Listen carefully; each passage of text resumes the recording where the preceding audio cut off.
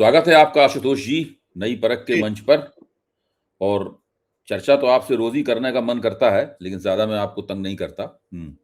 लेकिन दिक्कत यह है कि कुछ इस तरह की घटनाएं, इस तरह का परिप्रेक्ष्य सामने भी आ जाता है और पहले से ही मुझे सता रहा होता है कि फिर मुझे आपकी याद आती है। जी। तो अब तो लगभग ये स्पष्ट हो गया है कि भारतीय जनता पार्टी जिस तेजी के साथ में गैर भाजपा दलों को तोड़ रही है, खासतौर से क्षेत्रीय शक्तियों को तोड़ रही है, कांग्रेस को छोड़कर शायद ही कोई ऐसी राजनीतिक ताकत हो जो या तो एनडीए के भीतर चली जाए या एनडीए के अगर बाहर रहे तो उसको भाजपा तोड़ने के लिए तैयार न बैठी हो। हर एक के लिए उसके पास ऐसा लगता है कि अलग अलग योजनाएं हैं, अलग अलग तरीके से, अलग अलग हथकंडे का इस्तेमाल करके वो उन ताकतों को तोड़ रही है। और उसके पीछे एक ही मकसद है कि किस तरह लोकसभा में 2/3 बहुमत की जुगाड़ की जाए ताकि वो अपने मन का परिसीमन कर सके। परिसीमन के बारे में एक विशेष किस्म का आग्रह है, परिसीमन होना चाहिए हर कीमत पे। उसके जी। लिए ही तिकड़म लाई गई कि महिलाओं के आरक्षण के साथ उसको जोड़ दिया है। महिलाओं का आरक्षण तो पास हो चुका है, जो वो तो लोकसभा उसके ऊपर मोहर लगा चुकी है, राष्ट्रपति भी उसके ऊपर अधिसूचना भी जारी हो चुकी है, दस्तखत भी हो चुके हैं, उसमें तो कुछ करना ही नहीं है। लेकिन एक फर्जी किस्म की तिकड़म के जरिए उन्होंने परिसीमन को लोकसभा महिलाओं के आरक्षण के साथ भी जोड़ा ताकि उसके ऊपर वो अपना एक नैरेटिव चला सकें और लोगों के ऊपर एक तरह का दबाव, नैतिक दबाव पैदा कर सकें। लेकिन विपक्ष उनके इस झांसे में आया नहीं और विपक्ष ने संकल्पबद्ध तरीके से इनके इस प्रयास को विधायी तौर पर लोकसभा में नाकाम कर दिया। अब वो तब जिस दिन से नाकाम किया है उसी दिन से उन लोगों को धुन लगी हुई है कि किस तरीके से हम लोग या तो 2/3 बहुमत प्राप्त कर लें या उसके काफी नजदीक पहुंच जाएं। अब 40 सीटों का अंतर है 2/3 बहुमत में। अभी तक जो उन्होंने तोड़फोड़ की है, टीएमसी की तोड़फोड़ की है, और जिन पार्टियों की तोड़फोड़ की है हम सब लोग उनको जानते ही हैं। और अब हथकंडा एक ये भी है कि अगर पूरा नहीं प्राप्त कर पाए तो फिर 60 सांसदों को उन्होंने योजना बना रखी है कि उनको गैर हाजिर करवा देंगे। लिस्टें भी बन गई हैं उन सांसदों की। खबर यह है कि उनके साथ संपर्क भी हो गया है और उन 60 सांसदों में से ज्यादातर ने हामी भी भर दी है कि जब भाजपा चाहेगी उस दिन वो बीमार हो जाएंगे या कुछ और हो जाएंगे या उनके चोट लग जाएगी या कुछ घर में कुछ हो जाएगा, वो नहीं आएंगे संसद में। तो उसमें संसद की जो प्रभावी संख्या है वो कम हो जाएगी और उस कम संख्या के अंदर वो अपना 2/3 बहुमत वो साबित कर देंगे। तो ये पूरा का पूरा प्रपंच, पूरी योजना एक तरह की लंबी दूरगामी साजिश, इसके फौरी पक्ष भी हैं, इसके दूरगामी पक्ष भी हैं, लगातार चल रही है। इसको रोकने का कोई कानूनी तरीका नहीं है। और कुछ भी आप कहते रहिए, करते रहिए, वो तो ये कहेंगे हम क्या करें, दूसरी पार्टियां तो टूट रही हैं, हमारा इसमें कुछ भी नहीं है। और इस तरीके से पूरे लोकतंत्र का इन लोगों ने एक बहुत ही भद्दा और गंदा जुलूस निकाल दिया है। आशुतोष जी। जी बिल्कुल। देखिए, जैसा कि मैं पहले भी कह चुका हूं कि दरअसल ये जो पूरी कोशिश है, ये पूरी कोशिश लोकतांत्रिक व्यवस्था को अथॉरिटेरियन व्यवस्था में कन्वर्ट करने की और अथॉरिटेरियनिज्म से इसको टोटलिटेरियन व्यवस्था की तरफ ले जाने की पूरी कोशिश है। मेरा ही तो साफ तौर मानना है कि अथॉरिटेरियन सिस्टम तो हमारा पहले से हो चुका है, जिसमें कि चुनाव होते हैं और चुनाव जीत आराम से पार्टी जीत लेती है। इस तरीके का मैनेजमेंट उन्होंने कर लिया। लेकिन अगर आप सरकार का पूरा स्वभाव देखेंगे तो अपने आप में डेमोक्रेटिक सिस्टम में एक अधिनायकवादी इस वक्त सिस्टम है, जिसमें सब कुछ वही होता है जो सरकार चाहती है। विपक्ष की कोई पूछ नहीं, प्रेस की कोई पूछ नहीं, कहीं किसी की कोई औकात नहीं। अब उस पूरे सिस्टम में को टोटलिटेरियन सिस्टम की तरफ ले जाने की पूरी कोशिश की जा रही है। इसलिए जो सवाल आपने खड़ा किया 2/3 बहुमत को, मैं दरअसल इसमें कुछ और चीजें भी जोड़ना चाहता हूं। ये जो 2/3 बहुमत जो जोड़ने की कोशिश की जा रही है, ये महज इत्तेफाक नहीं है कि ये सब कुछ 2024 के चुनाव के बाद किया जा रहा है। यानी 2024 के चुनाव में जो इनको झटका लगा था उससे सबक सीखते हुए एक ऐसी व्यवस्था बनाना चाहते हैं जिससे भारतीय जनता पार्टी परमानेंटली सरकार में बनी रहे। और ये सब कुछ कानूनी तौर पर होगा, संवैधानिक तौर पर होगा। जैसे वन नेशन वन इलेक्शन, ये दरअसल पूरी व्यवस्था ऐसी बना दी जाए कि जहां एक तरीके से प्रेसिडेंशियल फॉर्म ऑफ गवर्नमेंट हो और जिसमें एक नेता के नाम पे चुनाव हो और छोटी पार्टियां और विधानसभाओं के जो मुद्दे हैं वो गौड़ हो जाए। एक तो वो जो वन नेशन वन इलेक्शन का बात, दूसरा उसके साथ साथ जो SIR का पूरा कार्यक्रम शुरू किया गया है, तीसरा जो नागरिकता को लेकर जो सवाल खड़े कर दिए गए कि भाई पासपोर्ट भी अब आपका नागरिकता का अधिकार नहीं, आधार कार्ड तो पहले से ही नहीं था, ये नागरिकता का प्रश्न जो खड़ा कर दिया, और उसके संदर्भ में जो ये CAA का सवाल खड़ा हो रहा है कि वो भी बहुत जल्द हो सकता है, और अब ये 2/3 बहुमत जुगाड़ करने की जो पूरी कोशिश है। तो ये सारी चीजों को अगर आप एक साथ अगर जोड़ लें तो ये लगता है कुछ बड़ा करने वाले हैं। ये सिर्फ चुनाव जीतने तक की एक्सरसाइज नहीं है, मतलब कि हम ये कहें कि सिर्फ चुनाव जीतने तक की एक्सरसाइज है, ये चुनाव जीतने तक की एक्सरसाइज नहीं है, कुछ बड़ा होने वाला है। और कुछ बड़ा होने वाला है इस संदर्भ अगर आप देखें, क्योंकि भारत के संविधान में अगर आपको कुछ बुनियादी बदलाव करने हैं, कुछ बेसिक बदलाव करने हैं, तो उसके लिए आपको 2/3 बहुमत तो चाहिए ही चाहिए, साथ ही साथ आपको 2/3 जो राज्यों की विधानसभा है वहां से भी संस्तुति चाहिए। तो अगर आज की तारीख में अगर आप देखें तो 22 राज्य और यूनियन टेरिटरीज हैं जहां NDA सरकार का बहुमत है, आज यानी उनकी सरकार है। 16 राज्य हैं जिनमें बाकायदा इनकी सरकारें हैं, और बाकी को अगर आप जोड़ लेंगे तो कुल मिला के जो यूनियन टेरिटरीज हैं वो मिला के 22 हो जाती है। तो 22 राज्य और यूनियन टेरिटरीज, और साथ ही साथ संसद के अंदर लोकसभा और राज्यसभा दोनों में 2/3 बहुमत का इंतजाम। राज्यसभा में तो ये लगभग बहुमत 2/3 लगभग इनको मिल चुका है, 8 या 9 और सांसदों की जरूरत है जो आसानी से उपलब्ध हो जाएगी। लोकसभा के अंदर जरूर अभी संकट है 40 के आसपास, और इनकी नजर इस बात पे लगी हुई है कि क्या DMK इनको सपोर्ट कर सकता है क्या, क्योंकि DMK में आज की तारीख में काफी अच्छे सांसद उनके पास है, 22-23 के आसपास सांसद है। उसके अलावा क्या समाजवादी पार्टी में कोई तोड़फोड़ की जा सकती है, जिसकी बहुत चर्चा इस वक्त चल रही है। तो ये अनायास नहीं। और उसके बाद अगर आप इस घटनाक्रम को अगर पश्चिम बंगाल से जोड़ के देखिए, जहां तृणमूल कांग्रेस के न केवल विधायक दलों को तोड़ा गया है बल्कि संसदीय दल को भी तोड़ा गया है, और साथ ही साथ अब विधायकों, नेताओं, MPs को इस कदर आप बेबस मजबूर कर दें कि सड़क पर निकलकर कैंपेनिंग तक न कर पाए। ये जो अंडे का जो पूरा कार्यक्रम चल रहा है, जो अंडे फेंके जा रहे हैं, उनके दफ्तरों के बाहर खड़े होकर जो चोर चोर के निशाने लगाए जा रहे हैं, उनके लोगों को पकड़ के, नेताओं को पकड़ के, मैं पहली बार देख रहा हूं इन सब चीजों को। मतलब चुनाव मैंने बहुत सारे देखे, लेकिन इस चुनाव के बाद इस तरीके की हरकतें कि आप तृणमूल कांग्रेस के नेताओं के कमर में आप रस्सी बांध के पूरे शहर में उनको घुमाएं, उनके ऊपर अंडे फेंके जाए, उनके ऊपर पत्थर फेंके जाए, उनको गालियां दी जाए, और ये सब लोग वो हैं जो सोसाइटी के प्रोमिनेंट लोग लोकल एरिया में हैं। ये जो पूरा जो प्रयोग इस वक्त पश्चिम बंगाल से चल रहा है, दरअसल ये मुझे 1930 के हिटलर के शासन की याद दिलाता है कि ये एक ऐसा खौफ पैदा कर दे लोगों के मन में कि जो जरा सी भी अगर कोई राजनीतिक तौर पर विरोध करने की कोशिश करे तो उसको पूरी तरीके से आप नेस्तनाबूद कर दें। तो तृणमूल कांग्रेस इसका उदाहरण है, और इससे बड़ा उदाहरण भारत की राजनीति में हो ही नहीं सकता कि जिस नेता को, जो 3 बार की मुख्यमंत्री थी, उसकी विधायक दल को आपने 3/4 तोड़ दिया, जो संसदीय दल है उसको 2/3 आपने तोड़ दिया। महुआ मोइत्रा जैसी तेज तर्रार नेता को उसके दफ्तर में घेर लेना और उसके ऊपर लगातार अंडे पत्थर मारना, पुलिस से गुहार करने के बाद पुलिस का आना लेकिन इंटरव्यू न करना, अभिषेक बनर्जी की पिटाई होना, तो ये योजना के तहत हो रहा है। क्या ये संभव है कि नरेंद्र मोदी एक बार कह दे कि नहीं ये सब रुकना चाहिए, तो रुकेगा नहीं, 2 मिनट के अंदर, 2 क्षण के अंदर रुक जाएगा। किसकी हिम्मत है, किसकी औकात है। लेकिन अब वो कहा जा रहा है कि जनता से इंसाफ कर रही है, जनता इनसे इतनी ज्यादा नाराज है, अब वो इंसाफ कर रही है। तो ये जो कुछ भी किया जा रहा है, ये दरअसल एक बहुत ही खतरनाक ब्लूप्रिंट है जिसको इंप्लीमेंट करने की कोशिश की जा रही है। कम से कम मेरे पास अभी वो जानकारी नहीं कि क्या चीज हो सकती है, लेकिन इनको इस बात का अंदाजा था कि आप 2024 के चुनाव का जो सबसे बड़ा सबक ये था कि आप बोलकर संविधान का बदलाव नहीं कर सकते। अगर आपने उसको करने की कोशिश की तो फिर जनता आपके खिलाफ खड़ी हो जाएगी। अब 2029 के पहले मैनेज करके क्या संविधान में आप इतना बड़ा बदलाव करने के बारे में सोच रहे हैं कि जो उनकी विचारधारा के जो अभीष्ट अंग हैं उनको इंप्लीमेंट करना चाहते हैं, या कुछ और?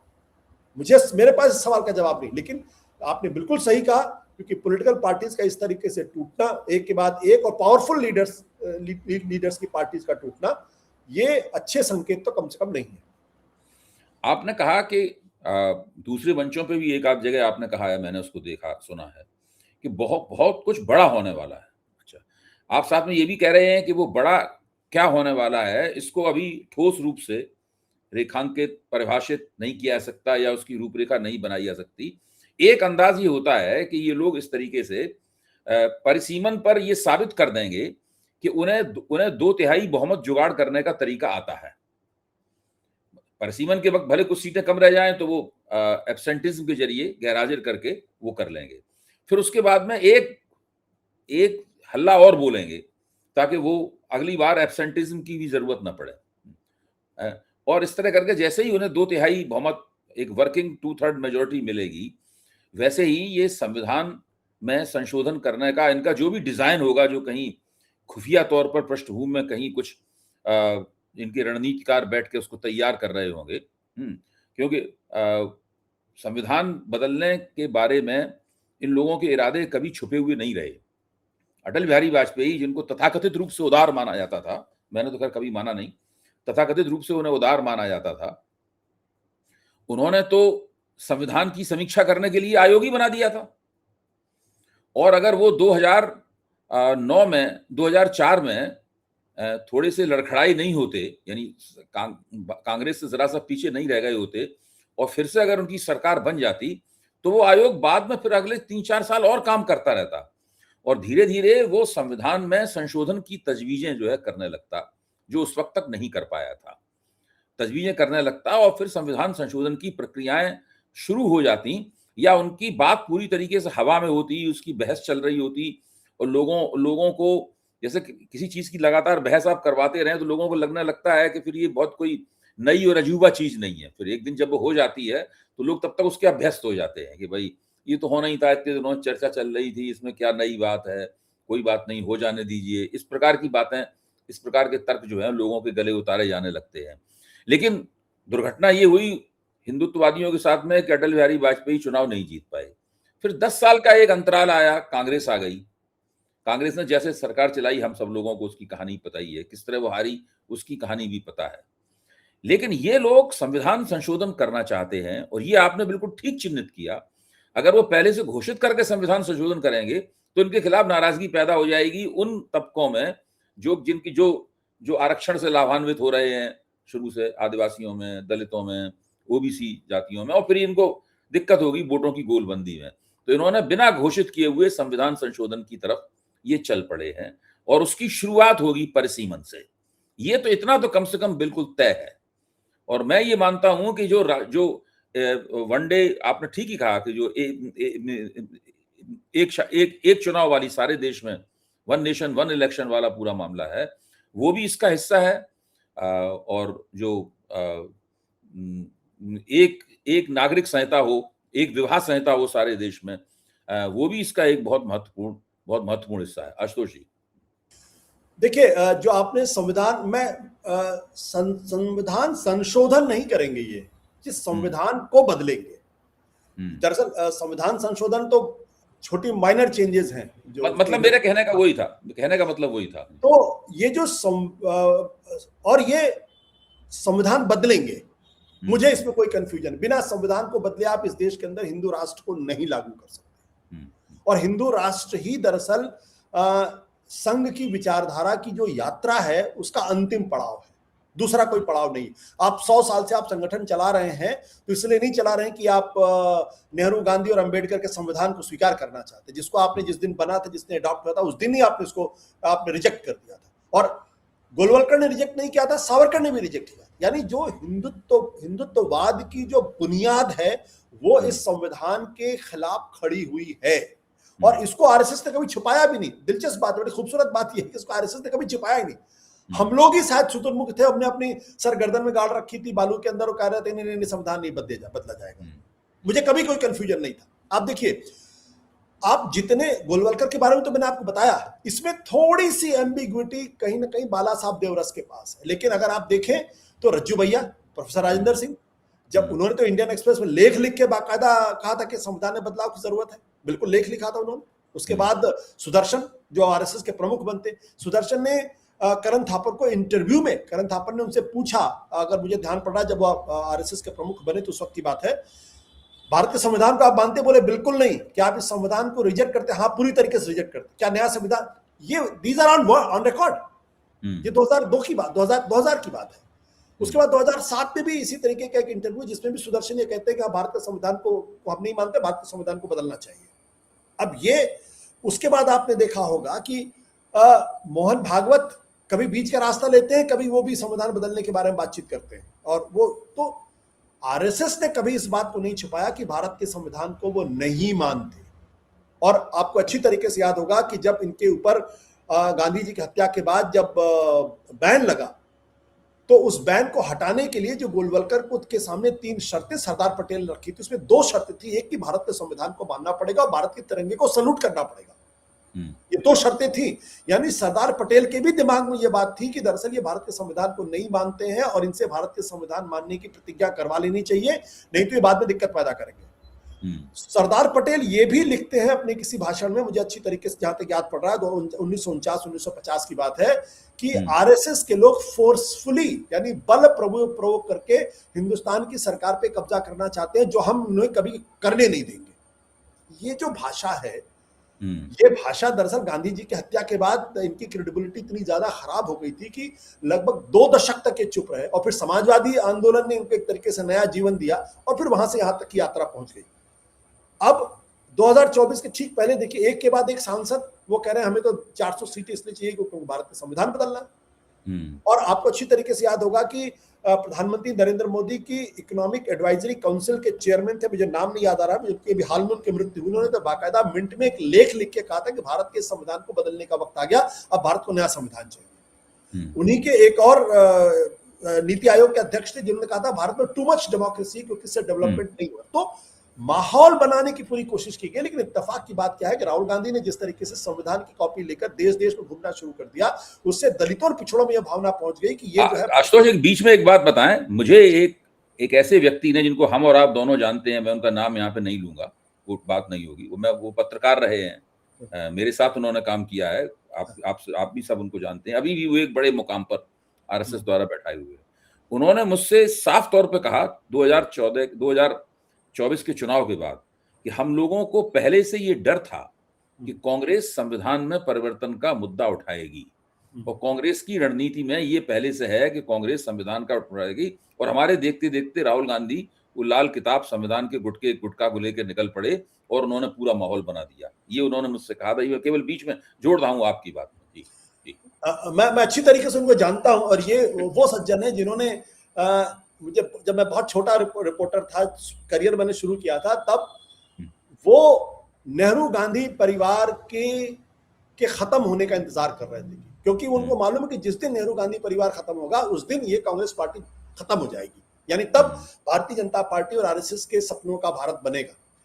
तो जो बात मैं ये कह रहा हूं कि मामला संविधान में संशोधन का नहीं है, संविधान को पूरी तरीके से आमूलचूल बदलाव का भी है, का भी एक की दिशा में उठाए गए कदम मुझे लगते हैं। अब देखिए, अभी आज के अखबार में खबर छपी है, कल के अखबार में खबर छपी, जिसमें ये कहा गया है कि एक कानून लाया जा रहा है जिसमें अगर कोई मुख्यमंत्री, कोई भी नेता अगर 20-30 दिन तक जेल के अंदर रहता है तो उसको स्वतः हट जाना चाहिए। आप किसी भी अरविंद केजरीवाल को उठा के जेल में डाल दीजिए, 31 दिन मुख्यमंत्री तो आपकी कुर्सी जाएगी, मंत्री भी पद भी जाएगा और पार्टी भी टूट के अलग हो जाएगी। ये, और इस पर जो है पिछली बार हंगामा हुआ था और वो स्वीकृत नहीं हुआ, अब लेकिन करने की कोशिश की जा रही है। तो मैं इस बारे में स्पष्ट तौर पर मानना है कि दरअसल जो कुछ भी कोशिशें की जा रही हैं, चाहे वन नेशन वन इलेक्शन की कोशिश हो, चाहे एसआईआर की कोशिश हो, चाहे परिसीमन की कोशिश हो, ये दरअसल वो सीढ़ियां हैं जिस पर चढ़कर ये उस मकाम तक पहुंचना चाहते हैं जहां भारत के संविधान को बदला जा सके और इनके हिसाब का संविधान बनाया जा सके। मैं इस बात पर बहुत पूरी तरीके से कन्विंस्ड हूं, और ये एक कोशिश के तौर पर हो सकती है कि भारत में जो सेकुलर और सोशलिस्ट डेमोक्रेटिक सिस्टम की जो बात है, वहां पे इन दोनों शब्दों को हटा के वहां हिंदू शब्द का इस्तेमाल भी हो सकता है। दूसरी बात यह कि जब मैं जितनी बार इनके संविधान, इनके लिटरेचर को पढ़ने की कोशिश करता हूं, तो मुझे कोई ब्लूप्रिंट नहीं मिलता जिसमें यह लिखा हुआ कि हम इस तरीके का संविधान हम लेकर आएंगे। इसके थोड़े बहुत रिफ्लेक्शन जो है वो मुझे इंटीग्रल ह्यूमनिज्म में मिलते हैं, जो दीनदयाल उपाध्याय ने 1965 पूना में अपने व्याख्यान माला में दिया था, जहां वो फेडरलिज्म को भारत की जो संघीय व्यवस्था है, जो फेडरल स्ट्रक्चर, उसको भारत की एकता अखंडता के लिए खतरा मानते हैं। और ये भी कहते हैं कि भारत में धर्म राज्य होना चाहिए। अगर कोई एक व्यक्ति धर्म के साथ है तो उसकी बात महत्वपूर्ण होनी चाहिए, न कि संविधान में वो मेजॉरिटी संविधान नहीं बल्कि संसदीय व्यवस्था के भी खिलाफ है और विल ऑफ द पीपल के भी खिलाफ है, क्योंकि विल ऑफ द पीपल का मतलब कलेक्टिव।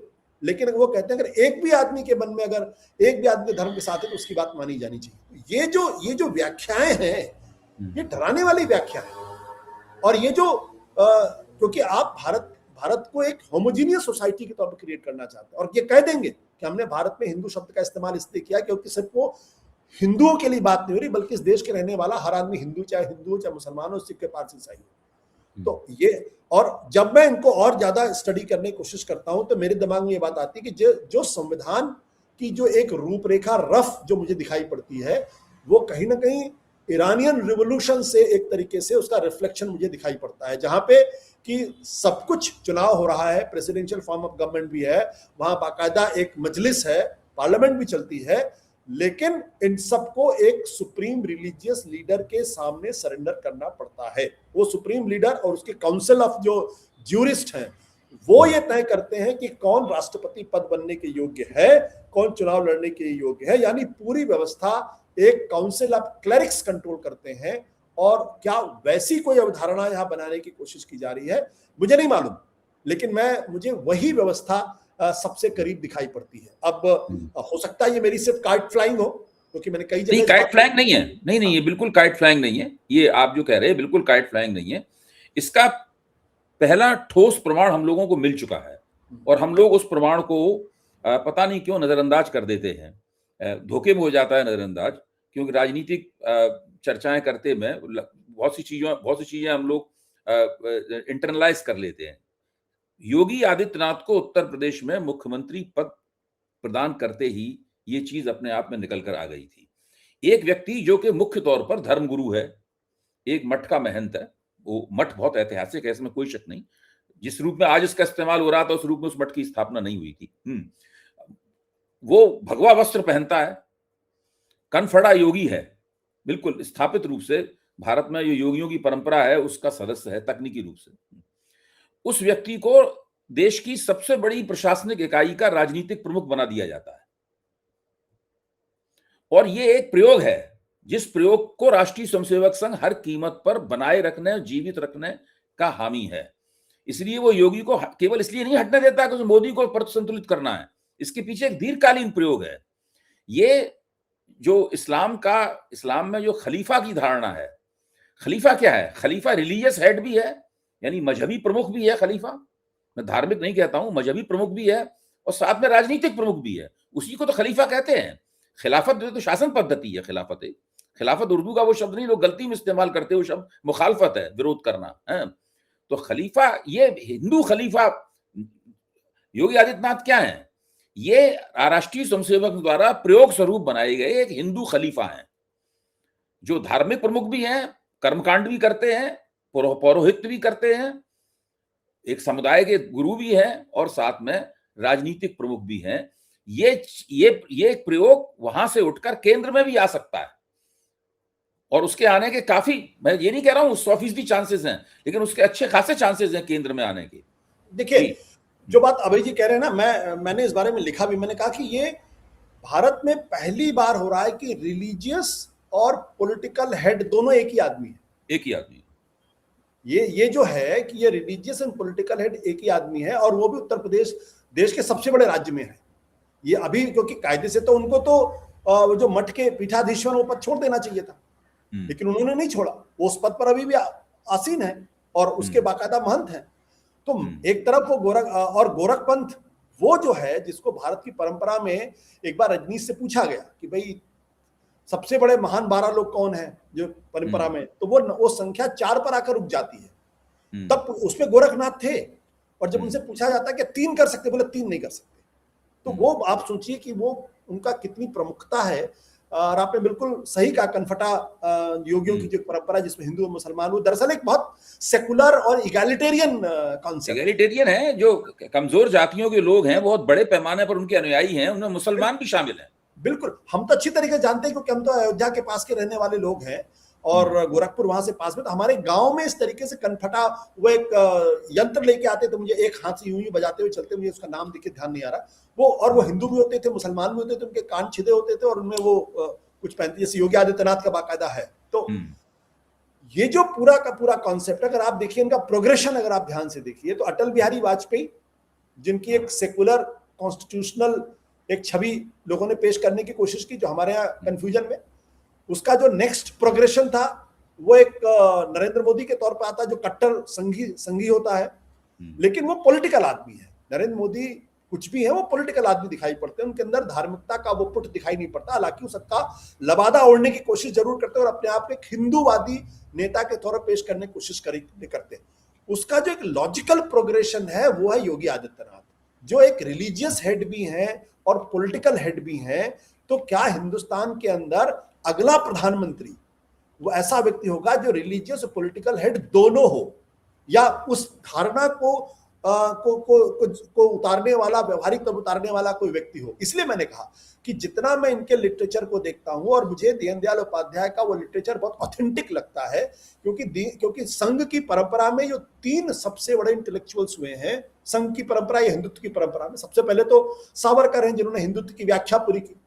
गोलवलकर, मैं हेडगेवार को इंटेलेक्चुअल नहीं मानता हूं, क्योंकि हिंदुवाद बेसिकली संगठन बनाने वाले कांग्रेसी आदमी थे, संगठन बनाना चाहते थे वो। गोलवलकर ने उनकी उस विचारधारा को आगे बढ़ाया, जहां उन्होंने कहा कि अगर कभी हिंदू राष्ट्र बनेगा तो उसमें माइनॉरिटीज की क्या भूमिका होगी और उनके साथ कैसा न्याय होगा। तो वो उसको इंटेलेक्चुअल लेवल पे एक दूसरे लेवल पे लेके जाए, लेकिन उसका अगला प्रोग्रेशन दीनदयाल उपाध्याय देखते हैं। दत्तोपंत हेगड़े भी थोड़ी बहुत करते हैं, लेकिन मुझे लगता है कि सावरकर, गोलवलकर और दीनदयाल उपाध्याय, ये 3 वो व्यक्ति हैं जो दरअसल उन विचारधारा को एक लॉजिकल, जिसे कहते हैं ना कि तार्किक इमारत खड़ी करने की कोशिश करते हैं। और यहाँ पे आके दीनदयाल उपाध्याय के बाद चूंकि वो लाइन आगे बढ़ती हुई दिखाई नहीं पड़ती, उनके यहाँ कोई इतना प्रखर विद्वान दिखाई नहीं पड़ा, तो जिस धर्मराज्य के बारे में दीनदयाल उपाध्याय बात करते हैं, क्या वो धर्मराज्य की तरफ आगे बढ़ता हुआ कदम मुझे दिखाई पड़ता है? अगर मैं इन सब चीजों को जोड़ूं, क्योंकि कुछ अप्रत्याशित हो रहा है, अनायास तो मैं नहीं कहूंगा, लेकिन अप्रत्याशित जरूर हो रहा है। तो जब चीजें अप्रत्याशित होती हैं तो उसके नतीजे भी अप्रत्याशित ही आते हैं। इसमें एक चीज आपने जो कहा है उससे सहमत होते हुए एक और पहलू है जिस तरफ मैं आपका ध्यान खींचूंगा, निश्चित रूप से आपका ध्यान होगा ही, मैं तो केवल उसको दोबारा निकाल के आपके सामने पेश कर रहा हूं। आप देखिए 2017 में योगी आदित्यनाथ उत्तर प्रदेश के मुख्यमंत्री बने थे। 2017 से पहले यानी 2014 से 17 के बीच में आप देखेंगे कि नरेंद्र मोदी ने अपना जो नरेंद्र मोदी अपने आप को उस वक्त तक केवल राजनीतिक प्रमुख मानते थे, उन्हें धार्मिक प्रमुख मानने का विचार ही योगी आदित्यनाथ के मुख्यमंत्री बनने के बाद आया। उसके बाद वो लगातार धीरे धीरे अपना धार्मिक पक्ष, यानी वो केदारनाथ की गुफाओं में तपस्या करने के लिए चित्र खींचने लगे, फिर उन्होंने गेरुआ वस्त्र पहन के अपने चित्र खिंचवाए, फिर सफेद वस्त्र पहन के उन्होंने अपने चित्र खिंचवाए, हिमालय की कंदराओं में चित्र खिंचवाए। उसके बाद वो मंदिरों की प्राण प्रतिष्ठा करने में जुट गए, जो कि पुरोहितों का काम है। हाँ, मंदिरों की प्राण प्रतिष्ठा शंकराचार्यों का, पुरोहितों का काम है, वो काम करने लगे। और एक बार नहीं, उन्होंने कई बार काम किया, केवल राम मंदिर का नहीं किया, अबू धाबी में जाके किया उन्होंने, संभल में जाके किया, कल्की पीठ की प्राण प्रतिष्ठा की और एक आध और मंदिर की प्राण प्रतिष्ठा की। निरंतर वो अपने आप को एक साधु, संत, महात्मा, और फिर साथ में ये भी उड़ाया गया कि वो तो नॉन बायो, खुद ही कहा हम नॉन बायोलॉजिकल हैं।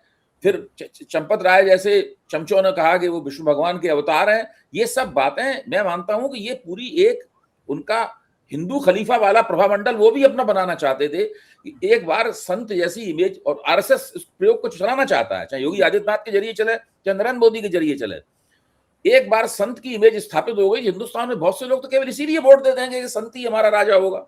जी बिल्कुल नहीं, बिल्कुल आपने सही कहा। और उसमें ये भी जोड़ी है ना कि वो त्रिशूल और कमंडल लेके एक तस्वीर जो प्रधानमंत्री जी ने दिखाई थी, लेकिन उनमें और योगी आदित्यनाथ में बुनियादी तौर पर फर्क है। योगी आदित्यनाथ साक्षात हिंदुत्व है। योगी कुछ भी ना करें, किसी मंदिर में ना जाए तो उनकी हिंदुत्व को लेकर किसी के मन में कोई दिक्कत, और उनको लोग महाराज कहते ही हैं। आज उत्तर प्रदेश के अंदर पूरी ब्यूरोक्रेसी उनको महाराज ही कहती है, सारे नेता उनको महाराज ही कहते हैं। और हम लोग जो अयोध्या के आसपास के लोग इस बात को जानते हैं कि महाराज जो है वो हमारे यहाँ जो ब्राह्मण आते हैं उनको ही महाराज कहा जाता है। उसी नाम से पुकारा जाता है, तो और वो बड़े खुश होते हैं जब कोई उनको महाराज के नाम से पुकारता है। ये भी देखिए इसमें एक बारीक सी बात है जो मैंने कहा कि अटल बिहारी वाजपेयी के बाद मोदी और मोदी के बाद योगी आदित्यनाथ जैसा कोई व्यक्ति जो टेम्पोरल और स्पिरिचुअल दोनों हेड हो। बिल्कुल।